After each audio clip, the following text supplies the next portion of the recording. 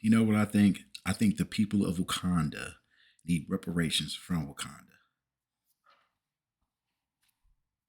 Man, hold up. Okay, now we getting into it. This is my issues with Wakanda. I got 25 things I had wrong with Wakanda forever. I'm playing. I'm not even gonna take it that far. A buddy of mine, Adam, he watched it a few weeks ago. They released it during Black History Month. I don't know why they did that to disrespect Chadwick Boseman and Black History with that movie. That was clearly inferior to the last movie. Oof, that movie's bad. That movie's bad.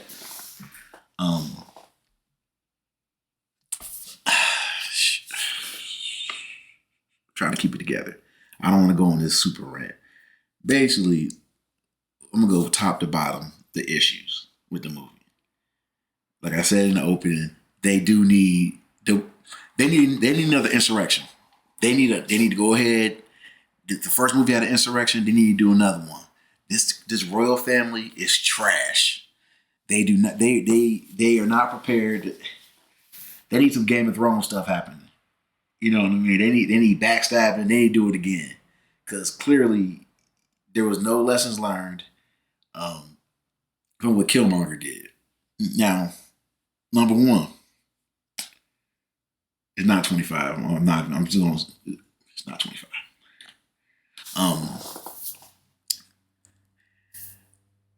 T'Challa, the king of Wakanda, he dies only because he didn't ask for help. His sister Lily said, if you would have asked me, if you would have told me, he still would have been alive. So he decided to let himself die because he didn't want to ask for help. Now, the actor died in real life to cancer. His brother said they should carry on the legacy. Because the mantle and the legacy was bigger than his brother. There's people that said, go ahead. I even told my buddy James years ago, right when Carrie Fisher passed. Carrie Fisher had passed. And I said, there's going to be more people, as more and more celebrities take on this mantle, these roles, somebody's going to die. It is what it is. People say that sounds insensitive, but it's true. If you keep on getting all these A-list actors, that's 30, 40, 50, 100 people, depending on what you're doing with all these multiple franchises, all these different companies that pick up franchises, somebody's going to accidentally pass away. I mean, voluntarily. But in case of T'Challa, he voluntarily passed away. And then they had the nerve to put in the movie, okay, he wanted his kid, he had a son that nobody knew about with his girlfriend, not his wife, not his queen, because she doesn't believe in the policies of Wakanda either. She does not believe in the traditions. Oh, this is too rough for my kid and everything. So they created a secret baby, just like his father did with Killmonger. It's slightly different, and he's growing up in Haiti. He's not growing up into Wakanda values. Are they supposed to automatically accept him? Was he even going to be king? We didn't get those answers. They're like, we want to raise him away from it. So was he just going to be this non-entity? Because technically, when he died, it was supposed to be him next.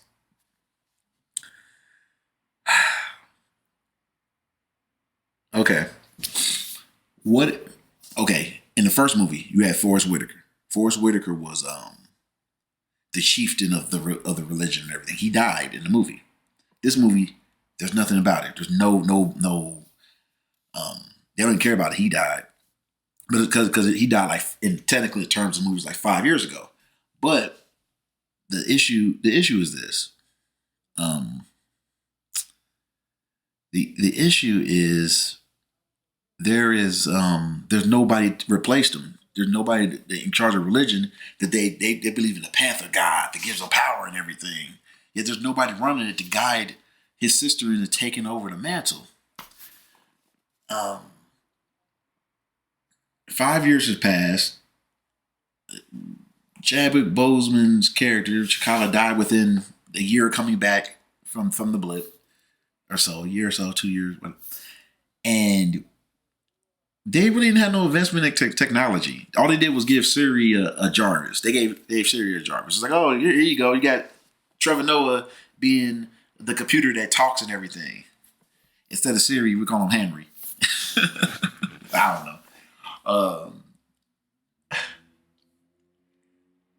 They didn't fortify their defenses. They didn't create anything that made me look at them different. Like, wow. At first they did throw some stuff at the end, but we'll get there. In the first movie, I'm gonna stop. I'm you know something. Everything I'm referring to from here on out is in contradiction to what they did in the first movie. So I'm tired of saying the first movie. The tradition is somebody passes away that was Black Panther, you mourn them, and then you fight for the right. The tribes within the kingdom fight for the right in order to be the Black Panther. Chikala almost died twice becoming the Black Panther. They didn't have Shuri fight anybody. They literally let her become the Black Panther, and to show her strength, to show that she's proven that she's worthy. She arm wrestled somebody. She literally jumped from the sky, grabbed the person's hand, and they were like, ugh! And then that was it. Everybody was like, yay! She can't throw hands. She can't fight. So to make up for it, they let her fight a little bit, and then she used her intelligence she used her technology. It was like, stop. You fighting somebody that can fight better than you. Let me see. Oh, so much. Oh, okay. They believe in Wakandans are steeped in tradition. That's why the son was not allowed to be around. That's why Nakia, his girlfriend, they never was left the country because they didn't want to be no parts of it. So you're telling me that you're going to let Shuri's an atheist. She does not believe. Shuri does not believe in God. She does not believe in the Panther tradition. But she wants to take on this role, which you're supposed to go through a tradition to get. She drinks the serum where you're supposed to go to the afterlife and you find a loved one to teach you. Disney was like, okay, we're not recasting nothing. We're not going to show your. We're not going to show your dad. I think the dad that played the dude that played the father's dead too. I think too in real life. Instead, they showed Michael B. Jordan, who was the villain in the past, the most hateful person. He was racist as hell, hated all white people. He pops up. There's flames everywhere. She saw the devil. She's an atheist that went to the spiritual plane and saw the devil. She was in hell. She wakes up out of it. They're like, what did you see? Did you see anybody? Did you help us? No, I saw nothing. She's mental. She don't even need. Her brother dies, and who she envisions is a man who's angry that Wakanda did not take over the world. How does that make sense? Those two don't even match. They don't correlate. So, oh my goodness. Namor. He was halfway interesting. When he was aggressive, it was cool and everything. It was so, they did Latino people dirty. They did them dirty. This was supposed to be their black cultural milestone, like Black Panther, and they did it. They were late. The writing was lazy. It was poor. They had similar stuff as Wakanda. It was just water version of the metal vibranium they used in order to create stuff, and they're underwater. And they wanted to show that they were righteous people they lived in huts. They played soccer. They had no advancement in technology except for their weapons. Who's their tech guy? Who's their war guy? Didn't see the person. Who's their information person? Didn't see it. At least there's some kind of council and stuff in Wakanda. You really see nothing because Namor's supposed to be a god. They made his first and second in command. They were so bland that you don't even remember their names. You don't remember nothing. But I'm supposed to believe he knows everything that's going on in the world, but we don't know why. Oh yeah, they got everything for weapons and stuff. Everything's advanced, but them living, they're just down there in the water.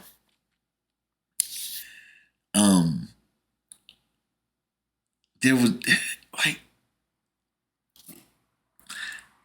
the Atlanteans, which is Namor's people, they killed government officials. They were responsible for helping kill all kinds of stuff. In the movie, they make a pact with Wakanda. Before I even get there, this dude is mad at Wakanda because Wakanda won't help them protect his people. They don't know him, so why would they help? They should have a council, some meetings. He automatically goes to war.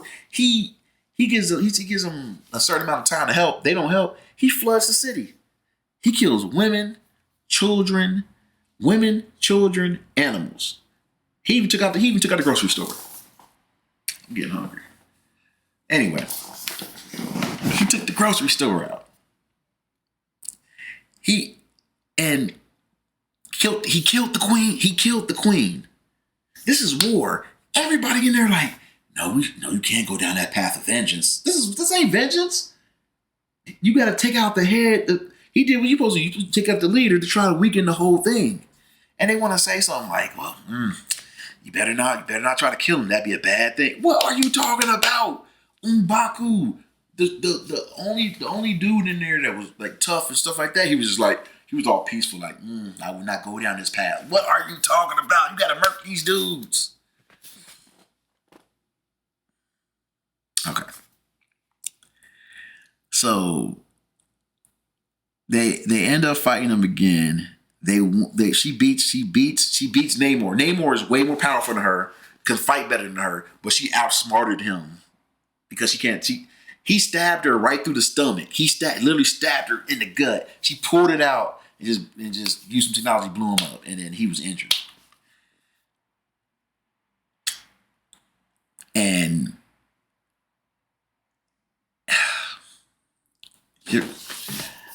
they made peace with this man. He didn't lose anything. He didn't lose anything. They lost. The city got flooded. That's flood damage. I hope Wakandas have flood insurance, because if they don't, they're gonna look at you like, just repair it, bro. You on your own, bro.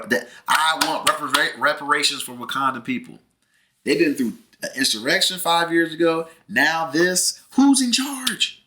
And after they beat Namor, you have an atheist, vengeful person that is wearing the mantle of protection for your people, and she just gives off her king. They didn't even do out of nowhere. They having a celebration like, yay! All the elite get together, and M'Baku jumps out. He's one of the other tribes people, comes out like, I'm the king now. And then everybody's like, yay, and it cuts. It's like, wait a minute. That's a very important thing that's a very important mantle to just toss off. Half of my friends didn't even know that happened in the movie. I was like, that was him. They was like, I thought it was a joke. Half my friends thought it was a joke. They didn't think he was serious. One person was like, I think it's him. And my cousin Toya was like, nah, it's him. I'm like, yeah, but if 6 out of 8 people don't realize it's him, that's bad. You supposed to throw hands, dog. They made it so important in the past that you had to fight for that crown. Instead, it's like, I'll be in charge. Like, Shuri does not need to be in charge. And it's funny, people like, they mourn the queen. The queen was dumb too. In the middle of investigating stuff, her last child, Shuri, she's like, please, Ma, can I go investigate this stuff? I know we got this powerful water god that's out there. We can't fight him or nothing like that, but let me go on this adventure to figure it out. And then the head security is like, yeah, we'll protect her. She's like, go ahead. And they get mad at the head security. This royal family don't need to be in charge no more. That kid, his son, will never be accepted because he don't believe in the values anyway. Shuri doesn't believe in the values. How's she gonna fight for anybody? I'm trying. I think I'm. Is there anything else I want to say about this movie?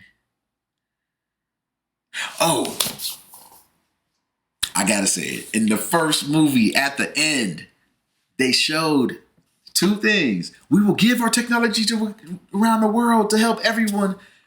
They didn't, because there was a war that happened that made half of the existence disappear. Everybody on every all over the universe, half the populations of everybody on every planet disappeared for 5 years. That'd be the most important time to share technology that is way more advanced than everybody else in order to help everybody survive. Didn't do it. Second thing, they literally showed the king at the time was going to open up a school in Oakland. It was going to be like a communication hub and stuff, but it was also going to help kids in the inner city. What happened to the kids? They abandoned the kids there too. Man, I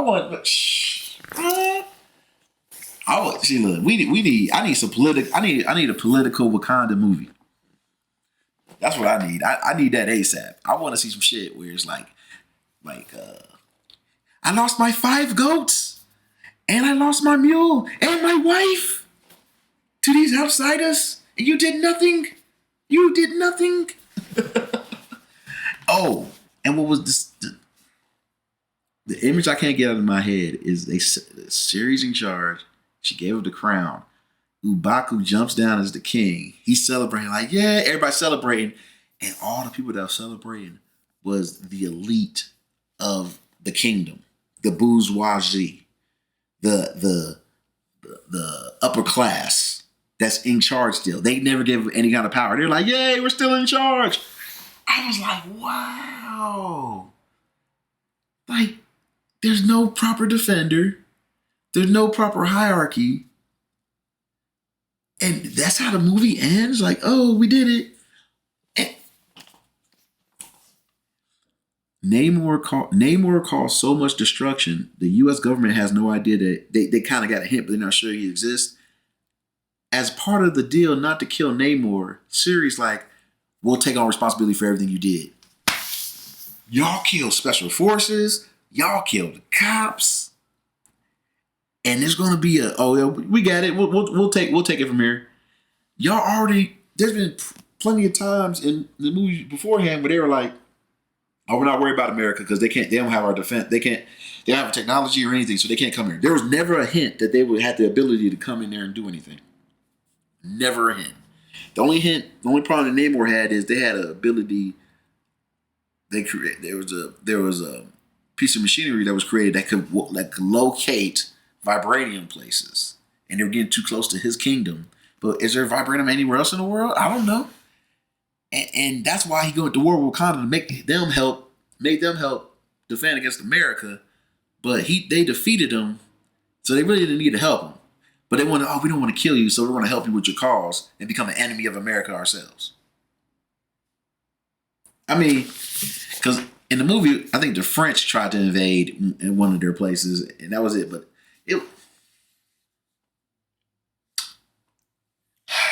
and they introduced a MIT intellectual black girl that was hood with braids. And every time something happened, she was like, "Oh, hell no!" And I'm like, "No, we don't have to do this. We don't have to do this. Why she got to be like that? Let me tell you right now." I'm like, y'all doing too much. Y'all doing too much. And she made an Ironman suit just in her garage. She's like, "Yeah, I got the information online, so I just made the Ironman suit like that." It was like, no.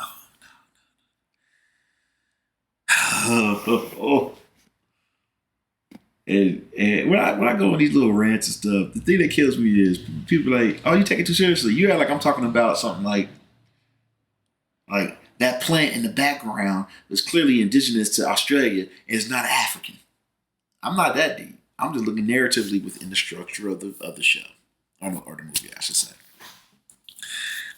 And also, I would like to point this out to people that say, "Oh, the movie was a tribute." Nobody remembers it. Everybody I talk to don't even talk about the movie. When the first one came out, you heard about that damn thing till the Avengers came out. Everybody's like, Wakanda. You know, not me. You know, I kept it cool. I wasn't doing all that. Anyway, and this one it just came and went. The disgusting way they just portray like, "Oh, Chad would love this movie." No, it won't, because the movie would be a whole damn different movie. This wouldn't be the movie you hear, the movie right here. It wouldn't be that movie. That movie wouldn't be that.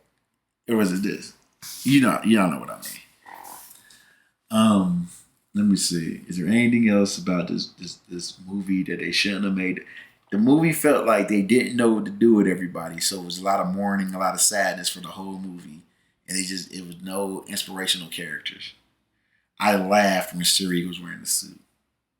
It didn't even look right. The CGI was bad, trash. But is there anything else I have a problem with? I go on forever. But that is my issues or my thoughts on Wakanda Forever. That should have never been made. Cincinnati Man out. I'll see y'all in a minute. Peace.